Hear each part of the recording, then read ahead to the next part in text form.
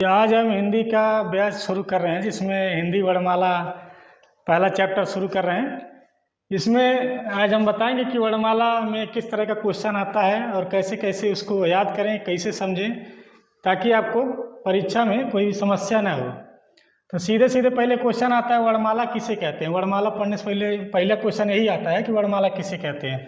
तो इसको अगर विच्छेद करेंगे तो क्या हो जाएगा, वर्ण और प्लस माला, मतलब वर्णों के समूह को ही वर्णमाला कहते हैं। तो ये सीधे सीधे इसका परिभाषा क्या हो जाएगा, परिभाषा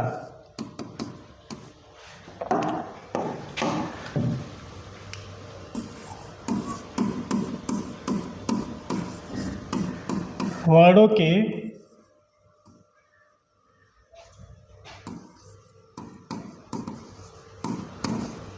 व्यवस्थित समूह को वर्णमाला कहते हैं। ये सीधे सीधे आपका क्वेश्चन पूछता है।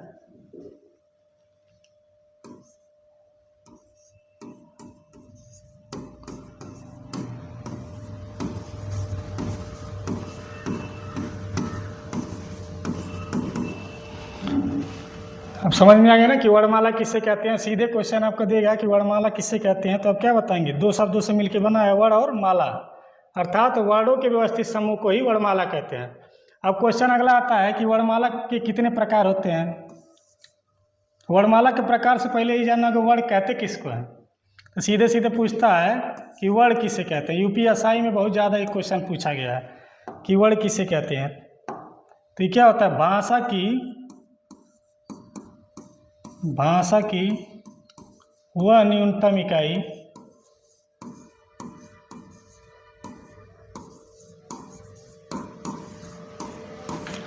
जिसके टुकड़े न किया जा सके।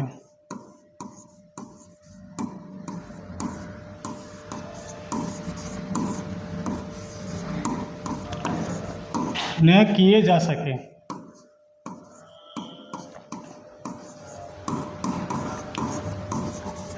उसे वर्ण कहते हैं। मतलब इसको अगर तोड़ेंगे तो उसका कोई अर्थ नहीं होगा। इससे अच्छा, मतलब इससे छोटा कोई हो ही नहीं सकता। जैसे यही वर्ण है, इससे छोटा कोई होगा, तो इसका मतलब वह भाषा की वह न्यूनतम इकाई है जिसको तोड़ने पे कोई अर्थ नहीं निकलेगा। अब इसके बाद पढ़ते हैं वर्णमाला किसे, वर्णमाला बता दिए किसे कहते हैं, फिर वर्ण किसे कहते हैं बता दिया। अब अगला आता है कि वर्णमाला कितने प्रकार का होता है। पूछता है हिंदी वर्णमाला में वर्णमाला कितने प्रकार के होते हैं। वर्णमाला के प्रकार या भेद।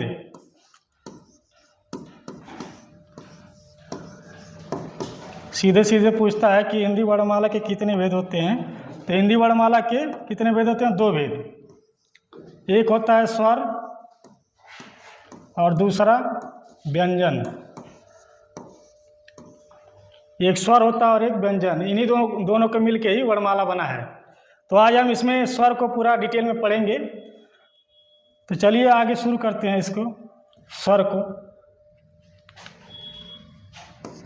जैसे इन सबको पूछता है कि जैसे बताया ना कि वर्णमाला किसे कहते हैं, वर्ण किसे कहते हैं, फिर वर्णमाला के प्रकार कितने होते हैं, वर्ण भेद कितने होते हैं। ऐसे स्वर को पूछता है, स्वर किसे कहते हैं, स्वर किसे कहते हैं। स्वतंत्र रूप से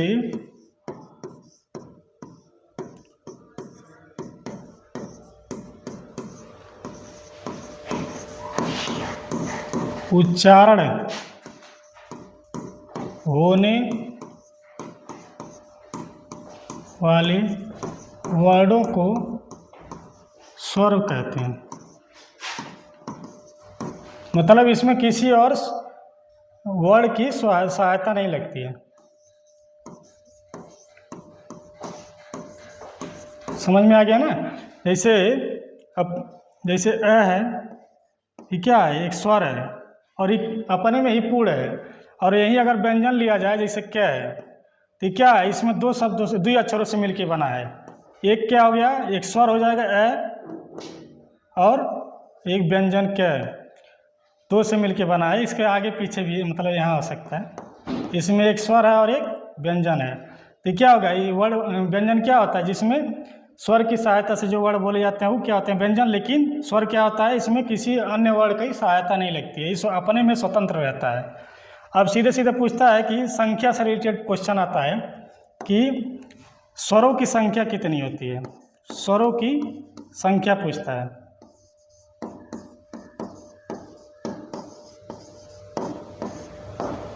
तो इसमें बहुत क्वेश्चन पूछता है और हमेशा सब गलत करके आते हैं। इसमें जब कहेगा कि कुल स्वरों की संख्या कितनी है, कुल स्वर जब कहेगा तो आपको क्या बताना है, 13। और जब कहेगा कि हिंदी वर्णमाला में स्वरों की संख्या कितनी है, तो आप क्या बताएंगे, 11। अब देखिए कौन कौन से 11 हैं और कौन किसको 11, मतलब 11 किसे 13 नहीं लेते हैं। 13 कौन कौन से हैं, एक ए हो गया, आ, ई, बड़ी ई, ऊ, बड़ा ऊ, री, ए, ओ, औ, अंग। हाँ, कितने हो गए, 3, 3, 6, 3, 9, 3, 12, 1, 13। जब कहेगा कि कुल स्वर वर्णों की संख्या कितनी है तब क्या बताएंगे, 13। और जब कहेगा हिंदी वर्णमाला में स्वरों की संख्या कितनी है तो क्या बताएंगे, 11। अब 11 कौन कौन से हैं, इसमें किसको नहीं लेते हैं, तो क्या हो जाएगा, ए रहेगा, आ रहेगा, बड़ी, छोटा हो, बड़ा हो, री, ए, ओ, औ। अंग और आहा को नहीं लेते हैं क्योंकि वो जो है अंग और आहा का प्रयोग संस्कृत में किया जाता है।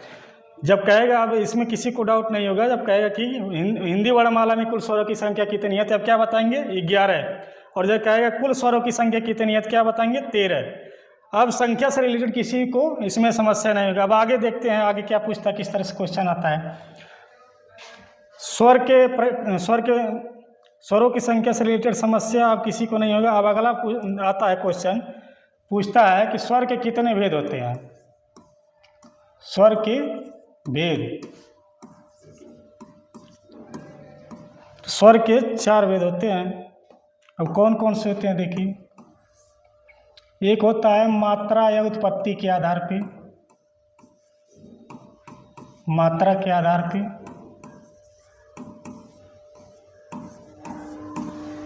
एक होता है जीभ के आधार पे,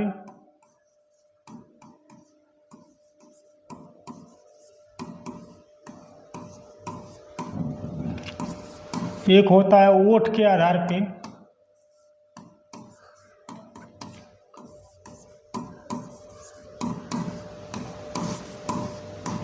और चौथा होता है मुख आकृति के आधार पे।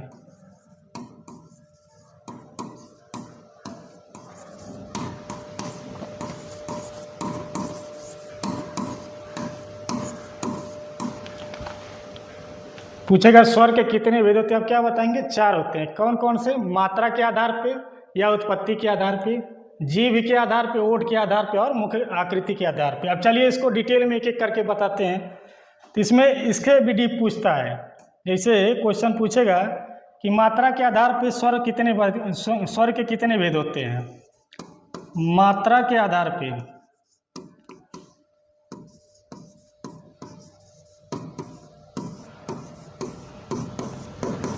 स्वर के भेद,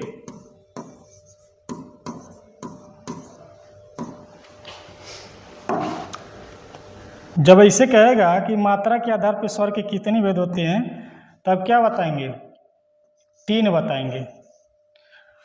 इसमें भी डाउट रहता है सबको, कहीं सब लोग यही जानते हैं कि स्वर मात्रा के आधार पर स्वर 3 प्रकार के होते हैं, लघु स्वर, दीर्घ स्वर और प्लुत स्वर। लेकिन इसमें भी क्वेश्चन अब दो तरह से पूछता है कंफ्यूजन के लिए। एक आएगा कहेगा हिंदी वर्णमाला में मात्रा के आधार पर स्वर कितने भेद होते हैं, तो आपको क्या बताना है, 2 बताना है। जब कहेगा कुल बताइए कितना है, कुल मात्रा के आधार पर कुल कितने हैं तो 3 बताना है। और जब पूछेगा हिंदी में कितने हैं तो आपको क्या बताना है 2 ही। अब देखिए कौन कौन से हैं। मात्रा के आधार पर स्वर के 3 भेद होते हैं, कौन कौन सा।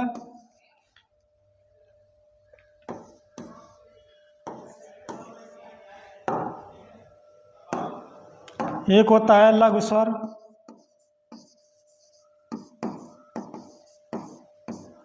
इसी को मूल स्वर भी कहते हैं।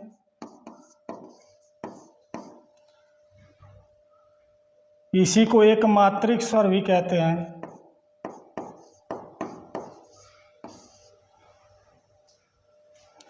फिर दीर्घ स्वर आता है दूसरा, इसी को द्विमात्रिक स्वर कहते हैं।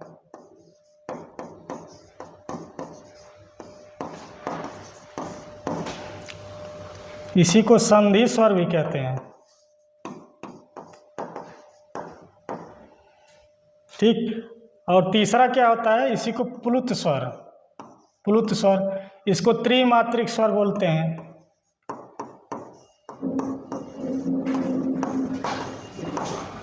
इसे पवित्र स्वर भी बोलते हैं। ये केवल ये सब नाम क्या है, एक ही चीज का नाम है।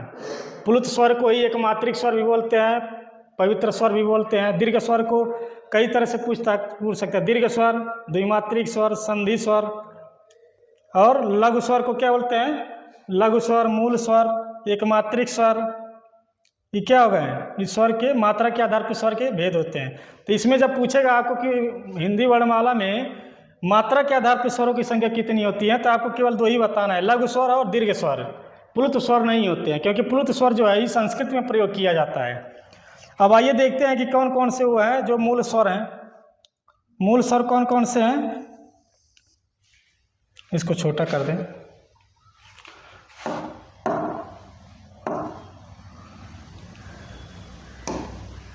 मूल स्वर ए हो गया, ई हो गया, ऊ हो गया और री हो गया।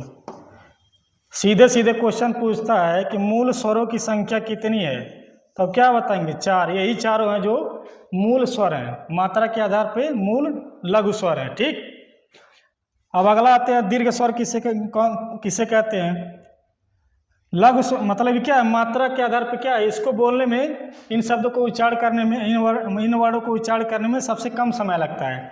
और दीर्घ स्वर को लघु स्वर से दुगुना समय लगता है उच्चारण करने में, और प्लुत स्वर को लघु स्वर से तिगुना समय लगता है। तो अब आइए तीनों को देखते हैं। बता दिए ना मूल स्वर किसे कहते हैं, लघु स्वर किसे कहते हैं, या एक मात्रिक स्वर किसे कहते हैं। अब दीर्घ स्वर कौन कौन से आते हैं, आता आ हो गया, ई हो गया बड़ी, बड़ा ऊ हो गया, ए हो गया,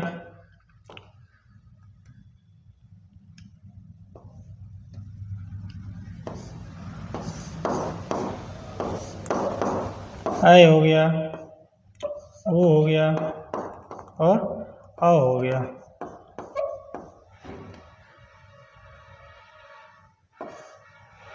तो इसमें भी कई तरह से क्वेश्चन पूछता है। इसमें देगा आपको, इसे बना के देगा, सीधे सीधे क्वेश्चन पूछता है कि बताइए मूल दीर्घ स्वर कौन से हैं। तो सब लोग क्या बोलते हैं, दीर्घ देख के सबको मार देते हैं, जबकि नहीं है। मूल दीर्घ स्वर केवल यही 4 हैं। मूल दीर्घ स्वर उसे कहते हैं जो सेम जाति से मिलके बने होते हैं।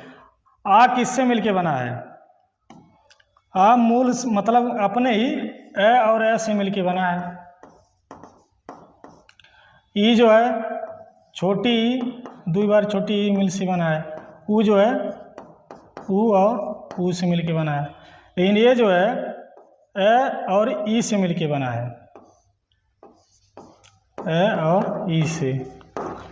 और ए जो है ए और ए से बना है। ओ है ए धन ऊ से मिलके बना है। और ये क्या होगा, ए धन ओ। तो आपको इसमें भी क्वेश्चन ऐसे पूछता है कि मूल दीर्घ स्वर किसे बोलते हैं। तो ये चारों जो हैं क्या हो गए, मूल दीर्घ स्वर हैं, क्योंकि ये सेम वर्ड से मिलके बने हुए हैं। इसे क्या बोलते हैं, सजाती दीर्घ स्वर, सजाती दीर्घ स्वर।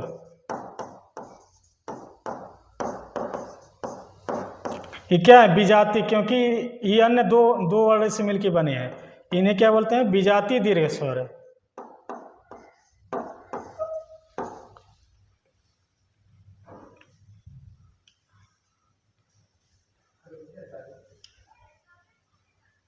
क्या होगा? विजातीय दीर्घ स्वर।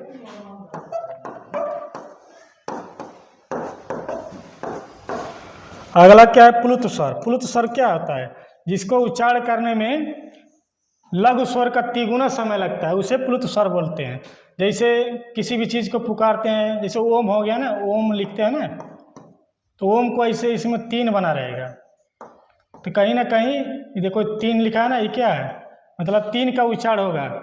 इसको संस्कृत में प्रयोग किया जाता है। तो सीधे आपको क्वेश्चन पूछेगा मात्रा के आधार पर स्वर के कितने भेद होते हैं, आपको 3 बताना है। जब कहेगा हिंदी वर्णमाला में मात्रा के आधार पर स्वर के कितने भेद होते हैं, तो आपको केवल 2 ही बताना है, क्योंकि प्लुत स्वर जो है वो संस्कृत में प्रयोग किया जाता है। तो इसमें किसी को डाउट नहीं होगा। अगला बताते हैं जीभ के आधार पर स्वर के कितने भेद होते हैं। अगला क्या? जीभ के आधार पर।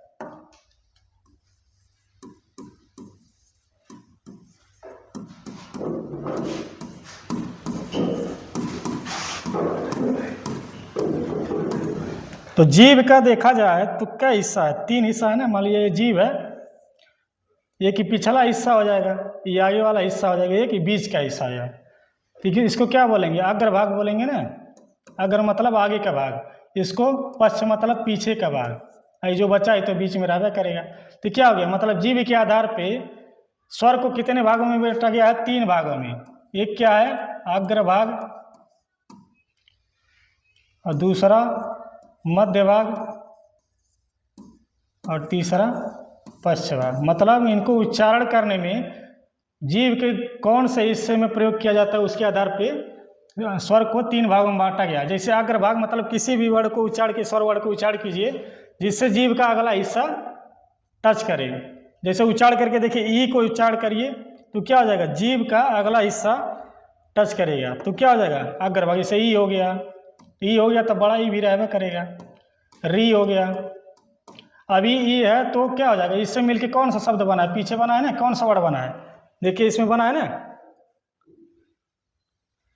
ए और ई, ये दोनों मिलके बना ना, ए और ए भी हो जाएगा। जब वो है तो दोनों इनसे बना है, ई से, तो ए भी हो जाएगा और ए भी हो जाएगा। ये क्या होगा? जीभ के अगले हिस्से से बोले जाते हैं। इसको आप जब उच्चारण करेंगे, ई करें, ई री ए, जब इसको उच्चारण करेंगे क्या होगा? जीभ का अगला हिस्सा टच करेगा, संपर्क करेगा। अब मध्य भाग में क्या होता है? बोल के देखिएगा, जीभ का मध्य भाग केवल महसूस होगा कि जीभ के बिचले हिस्से से ही उच्चारण कर रहे हैं। पश्च भाग अब होते हैं हिंदी वर्णमाला में केवल गिराई, तो बचे कितने? 3 3 6 हो गया, तो बचा कौन सा है? वही पश्च भाग में हो जाएगा। जैसे आ हो गया, ओ हो गया, अ हो गया, 3 3 6 3 9, और क्या बचा है? ऊ बच गया है, बड़ा ऊ बच गया है। 3 2 5 6 6 4 10 11 हो गया। मतलब जीभ के आधार पर अगर आप पूछेगा जीभ के आधार पर स्वर के कितने भेद होते हैं, तो क्या बताएंगे? 3 होते हैं। एक अग्रभाग पे मतलब जीभ का अगला हिस्सा जिससे बोलने में उच्चारण हो, मतलब जिस वर्ड को बोलने में जीभ का अगला हिस्सा संपर्क में आए, उसको क्या बोलते हैं? अग्रभाग। मध्य भाग मतलब जिस वर्ड को बोलने में, जिस स्वर वर्ड को बोलने में जीभ के पिछले हिस्से का प्रयोग किया जाता है, उसे क्या हो जाएगा? मध्य, उसको मध्य स्वर बोलते हैं। और पश्च स्वर क्या हो जाएंगे? जिन वर्डों के उच्चारण में जीभ का अंतिम पिछला हिस्सा संपर्क में क्या हो जाएगा? मध्य पश्च स्वर। अगला क्या है? जीभ के आधार पे हो गया। अब ओठ के आधार पे स्वर के भेद पूछता है। ओष्ठ या ओठ के आधार पे, ओष्ठ के आधार पे मतलब वह कौन सा वर्ड है जिनको उच्चारण, वह ओठ के आधार पे जीभ मतलब स्वर कैसे हो सकता है? या तो गोला बने, जी ओठ जो है या तो गोला बने या तो गोला ना बने। तो क्या हो गया? 2 प्रकार के भी होता है। एक वृत्ताकार, मतलब जिनको बोलने में, इन वर्डों को बोलने में जीभ गोल बन जाए, और एक अवृत्ताकार। तो उच्चारण करके देखिए कौन सा वर्ड को बोलने में जीभ मतलब ओठ जो है गोला हो जा रहा है। बोल के देखिए ऐसे ही अगर बोलेंगे ऊ बोलेंगे ना, देखिए ऊ बोलेंगे तो ऊ क्या ओठ जो है गोल हो जा रहा है, तो ऊ बोलिए तो बड़ा वाला ऊ भी आ जाएगा। अब ऊ से क्या क्या बना है, कौन कौन से वर्ड, ओ भी बना है तो ये भी उसी में आएगा, औ भी बना है तो ये भी आएगा। इन सब को बोलने में क्या हो गया, जीभ ओठ जो है गोल आकार बना ले रहा है। और कोई है ऐसा, ए बोलेंगे नहीं बनेगा, ई बोलेंगे नहीं बनेगा, आ बोलेंगे तो मुंह पूरा एकदम खुल जा रहा है, नहीं बनेगा तो क्या हो जाएगा, ये सब जो है अवृत्ताकार हो जाएंगे। जैसे ए हो गया, आ हो गया, ई हो गया, बड़ी, और री, कितना हुआ 4 4 8 1 9, अभी 2 बचा है, ए हो गया और ए हो गया। 11 स्वर हैं, क्योंकि हम हिंदी में वर्णमाला में 11 स्वरों का अध्ययन करते हैं, तो 11 होना चाहिए। 2 2 4 2 6 2 8 2 10 1 11। तो क्या हो गया, ओठ के आधार पे स्वर 2 प्रकार के होते हैं, एक वृत्ताकार एक अवृत्ताकार। मतलब वृत्ताकार वर्ड मतलब जिन स्वर वर्णों को उच्चारण करने में ओठ गोलाकार बन जाए उसे वृत्ताकार स्वर बोलते हैं। जैसे ऊ हो गया, अब ऊ से ही ओ बना है, तो ये भी इसको भी उच्चारण करने में गोला बन जाएगा। और जो नहीं बन रहा है वो क्या हो जाएगा, वृत्ताकार हो जाएगा। अब अगला क्या बचा है, मुख के आकृति पे आधार पे, मतलब अगला लास्ट मुखाकृति के आधार पे स्वर के भेद। मुख आकृति के आधार पर स्वर के 4 भेद होते हैं। एक होता है संवृत्त स्वर, मतलब जिस वर्ड को बोलने में मुंह एकदम खुलवा न करे उसको क्या बोलते हैं, संवृत्त स्वर। और दूसरा क्या, विवृत्त स्वर, मतलब वह स्वर वर्ड जिसको बोलने में पूरा मुंह खुल जाए उसे क्या बोलते हैं, विवृत्त स्वर। तीसरा अर्ध संवृत्त स्वर, मतलब कुछ थोड़ा सा मुंह खुल जाए, अर्ध संवृत्त स्वर। और चौथा अर्ध विवृत्त स्वर, अर्ध विवृत्त स्वर मतलब आधा मुंह खुले। इसमें देता है कि सीधे सीधे क्वेश्चन आता है, पूछता है कि कौन सा स्वर है संवृत्त स्वर है, कौन सा स्वर विवृत्त स्वर है। तो क्या है, कौन से वर्ड को बोलने में पूरा मुंह खुलता है। पहले आते हैं इसको विवृत्त स्वर, बोलिए जैसे ए हो गया, आ हो गया, देखिए आ बोल रहे हैं ना तो पूरा मुंह खुल जा रहा है, तो क्या हो जाएगा, आ हो गया आपका विवृत्त स्वर। अब संवृत्त स्वर वह स्वर होते हैं जिनको उच्चारण करने में मुंह तनिको थोड़ा बहुत खुले, वो क्या हो जाएगा, मतलब खुलवा नहीं करे। जैसे ई हो गया, ई बोल रहे हैं तो मुंह एकदम खुल रहा है, कुछ नहीं, एकदम ना के बराबर है, तो क्या हो जाएगा, ई हो गया, ई बड़ी हो जाएगा। अभी ई से मना है, ई ऊ हो गया, ऊ हो गया, री, ये क्या होगा, समृद्ध स्वर इनको बोलने में मुंह नहीं खुलता है। और अर्ध समृद्ध स्वर मतलब इनको बोलने में थोड़ा सा मुंह खोले, ये क्या हो जाएगा, ये हो जाएगा और वो हो जाएगा।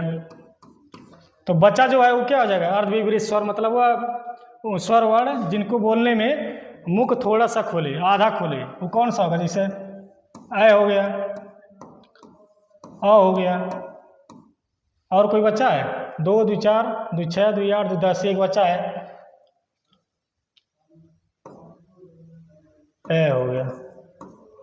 ये क्या होगा, मुख आकृति के आधार पर स्वर के कितने भेद होते हैं, 4 भेद होते हैं। समृद्ध स्वर जिन वर्डों को उच्चारण करने में मुख एकदम न खोले, विपरीत स्वर जिनको बोलने में मुंह पूरा एकदम खुल जाए, जैसे आ हो गया, आ को बोलेंगे क्या हो गया, मुंह पूरा एकदम खुल जाएगा, तो क्या होगा विपरीत स्वर। अर्ध समृद्ध स्वर वह स्वर होते हैं जिनको उच्चारण करने में थोड़ा सा मुंह खुल जाए, जैसे ए और ओ, इनको उच्चारण करेंगे तो थोड़ा मुंह खोलेगा। अर्ध विपरीत स्वर वह स्वर हैं जिनको उच्चारण करने में मुंह आधा खोले। तो क्या हो गया, स्वर के 4 भेद हम कंप्लीट कर दिए कि स्वर कितने प्रकार के होते हैं, पहले बताए ना, किसे किसे कहते हैं, कितने प्रकार के होते हैं, सबका भेद बता दिए, 4 प्रकार के कितने। अब आता है अगला क्वेश्चन, भेद के बाद पूछता है कि सभी, इसमें दे देगा आपको क्वेश्चन, बोलेगा कि ये कौन सा ईश्वर वर्ण का उच्चारण स्थान क्या है। तब क्या करें, अब उच्चारण स्थान पता करेंगे कि कौन सा स्वर वर्ण कहाँ से बोला जाता है। उच्चारण स्थान,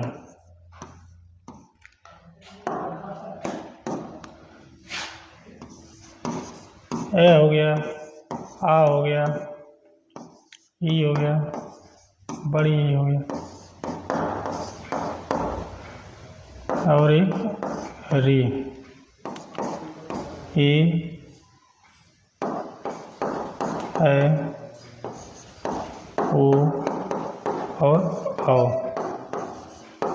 यही है ना, इससे ज़्यादा और होते हैं। कितना हुआ, 2 4 2 6 1 7 7 4 11। मतलब हिंदी वर्णमाला को ही हम पढ़ रहे हैं, और हिंदी वर्णमाला में कुल कितने स्वर होते हैं, 11।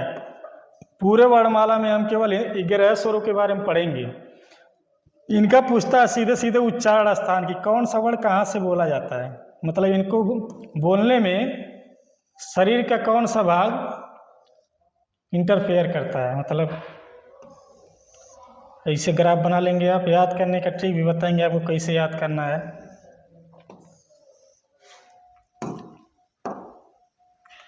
अब जैसे बोलेंगे क्या होगा, कंठ से बोला जाता है। कंठ मतलब गले से। ई क्या मतलब तालु से बोला जाता है इसको। इन स्वर वर्णों को बोलने में तालु से संपर्क होता है, मतलब तालु से उच्चारण होता है। ऊ क्या है, ओष्ठ है। बोलेंगे तो क्या होगा, अभी पीछे बताए हैं कि ऊ बोलने पे मुख का ओठ जो है गोला हो जाता है, ओष्ठ हो जाता है। और ये क्या है, मुर्दा से बोला जाता है। अभी ए और ए, ये बहुत पूछता है कि इसका उच्चारण स्थान क्या होगा। अभी हम पीछे आपको बताए हैं कि ए और ए किससे बने हैं, इसको बताए ना, ए किससे बना है, धन ई से। तो इन्हीं दोनों से मिलकर बना है, तो दोनों का जो उच्चारण स्थान होगा उसी को जोड़ के ये बना होगा। तो ए किससे बोला जाता है, कंठ से, तो कंठ तो होगा करेगा। और ये किससे बोला जाता है, तालु से। तो क्या हो जाएगा, कंठ तालु। तो क्या हो गया, ए और ए का उच्चारण स्थान क्या होगा, कंठ और तालु, कंठ तालु। और इसी प्रकार इसको भी पता करेंगे, किससे भी मिल के बना है, 2 वर्णों से मिल के बना है ना, 200 वर्ण ए और ऊ से, ये दोनों वर्ण मिल के बने हैं। तो देखो ए का उच्चारण स्थान क्या है, कंठ है, ए का उच्चारण स्थान कंठ हो गया। और ऊ का उच्चारण स्थान क्या है, ओष्ठ। तो क्या है, कंठोष्ठ। ऐसे सीधे पूछ लेता है कि इनका उच्चारण स्थान क्या होगा। तो अब इसमें किसी को डाउट नहीं होगा। ए आ जो है कंठ से, ई तालु से, ऊ ओष्ठ से, री जो है मूर्ता है। कंठ मतलब जानते हैं गला, गला को मतलब जहाँ से हम बोले क्या कंठ हो गया। तालु मतलब जीभ का ऊपरा हिस्सा जो हो गया वो तालु हो गया। ओष्ठ मतलब ओठ। और मूर्धा क्या होता है, जीभ के मतलब तालु से बीच का हिस्सा जो है वो तालु होता है। तो और तो इसमें और कोई है नहीं, ये दोनों मिल के बना है, तो क्या होगा, कंठ और तालु। इतना होने के बाद अब पूछता है कि सघोष और अघोष से रिलेटेड पूछता है।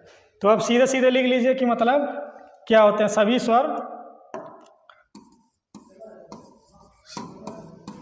स्वर सघोष और अल्प प्राण होते हैं, और अल्प प्राण होते हैं।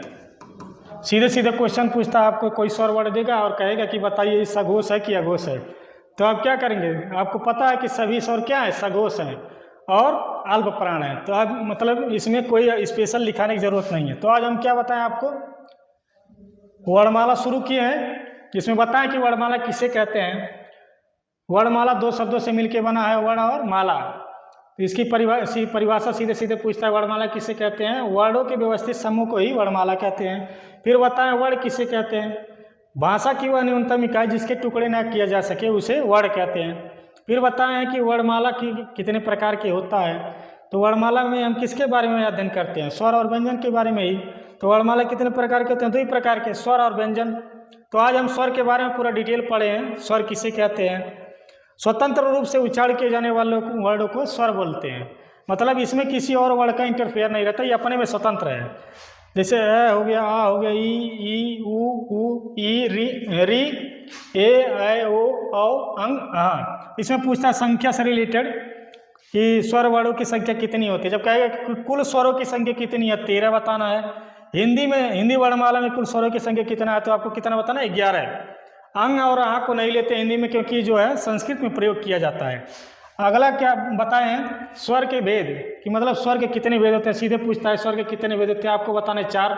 एक मात्रा या उत्पत्ति के आधार पे, जीभ के आधार पे, ओठ के आधार पे और मुख की आकृति के आधार पे। फिर अगला क्वेश्चन बताएं सबको एक डिटेल में, मात्रा के आधार पर स्वर के कितने भेद होते हैं। जब पूछेगा कि मात्रा के आधार पर स्वर के कुल कितने भेद होते हैं, तो 3 बताना है। तीनों यही है, लघु स्वर, दीर्घ स्वर, प्लुत स्वर। जब कहेगा हिंदी वर्णमाला में कुल मात्रा के आधार पर स्वर कितने होते हैं, तो आपको 2 ही बताना है, एक लघु स्वर और एक दीर्घ स्वर। प्लुत स्वर क्यों नहीं लेते हैं, क्योंकि जो है संस्कृत में प्रयोग किया जाता है, इसको कहीं हिंदी में नहीं देखेंगे। अब फिर बताएं कि इसको पूछता है कि मूल स्वर किसे बोलते हैं, मूल स्वरों की संख्या कितनी होती है। तो आप क्या बताएंगे, ए ई ऊ री, ये क्या होगा, मूल स्वर है।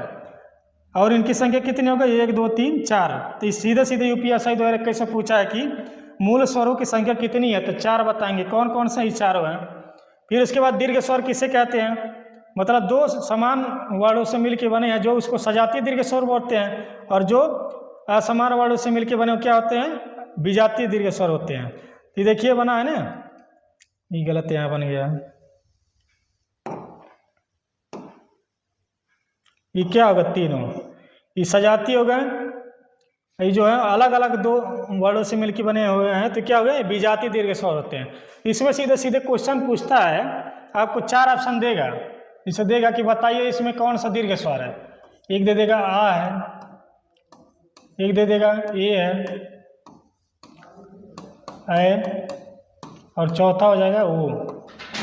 जबकि देखेंगे तो सभी क्या है, दीर्घ स्वर है। लेकिन इसमें आपको पता होना चाहिए कि मूल दीर्घ स्वर क्या है।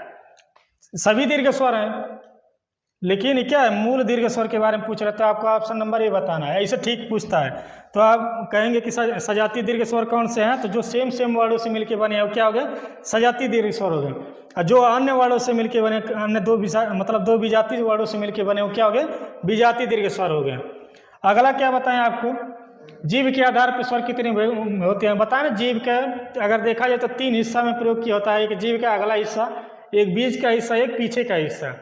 तो जीभ के अगले हिस्से से हम किन वर्डों का उच्चारण करते हैं, 5 वर्डों का। जैसे ई री ए।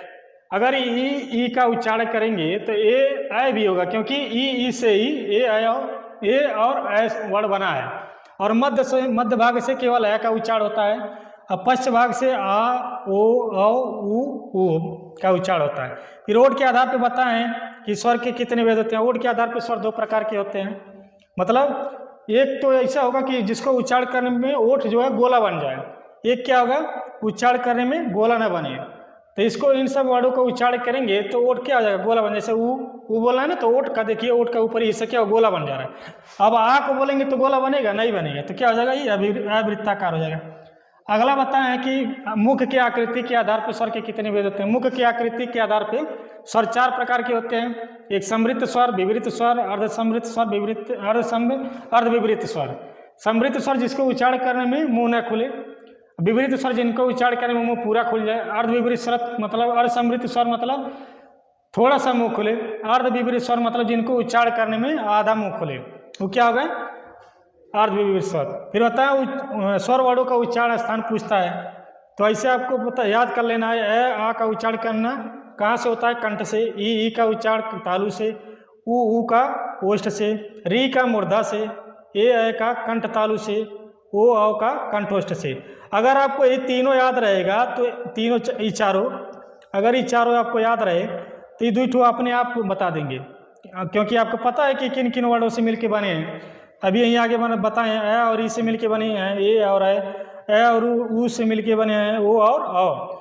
तो जो जिसका उच्चारण ए से हुआ होगा, ई से हुआ होगा, दोनों मिलके ए और ए का उच्चारण हुआ होगा। तो ये उच्चारण से रिलेटेड किसी को समस्या नहीं होगा। आगे क्या बताएं आपको,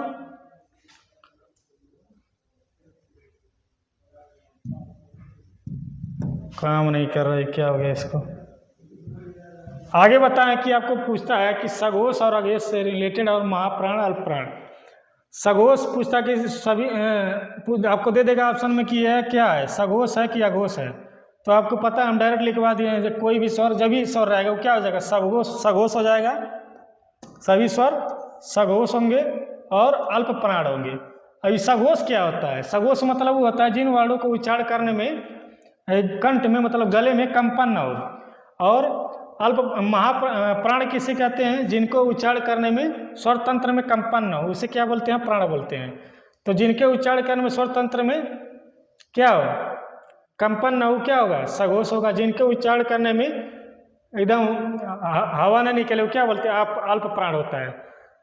अब इतना होने के बाद भी कई लोगों को समस्या होता है कि उनको वर्णमाला का हिंदी अंग्रेजी में वर्णमाला में हिंदी वर्णमाला में स्वर नहीं पहचान पाते हैं, कौन कौन कैसे कैसे लिखा जाता है। जैसे ये होता है ना, तो इसको मात्रा कैसे लिखा जाता है, तो इसका कुछ नहीं होता है।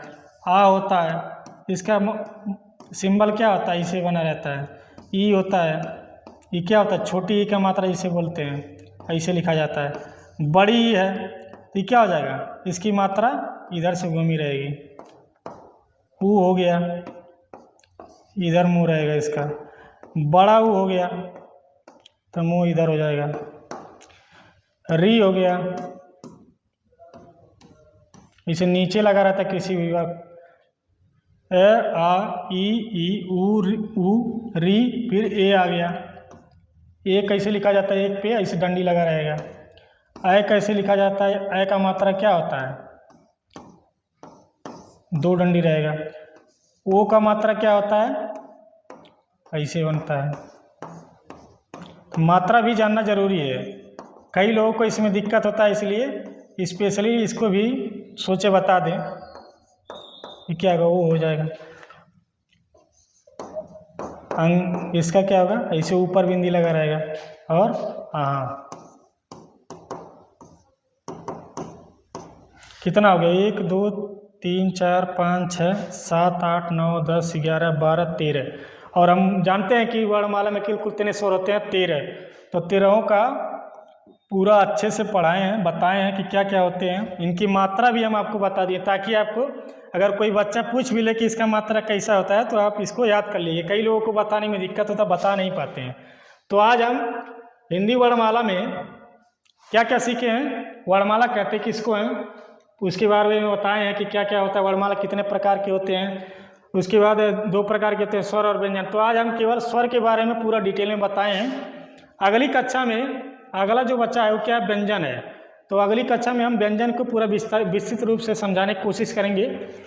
अभी तक जो हम बताए हैं इसमें अगर किसी को भी समस्या हुआ होगा तो आप क्या करेंगे, कमेंट में बताइएगा, उसको अगले वीडियो में इम्प्लीमेंट करके उसमें बताने की कोशिश किया जाएगा बेहतर से बेहतर। आशा करते हैं कि हमारे वीडियो द्वारा जो बताया गया आपको अच्छे से समझ में आएगा। और नहीं आए तो आप कमेंट कर दीजिएगा, अब उसको हम अगली वीडियो में सुधार कर लेंगे। नमस्कार।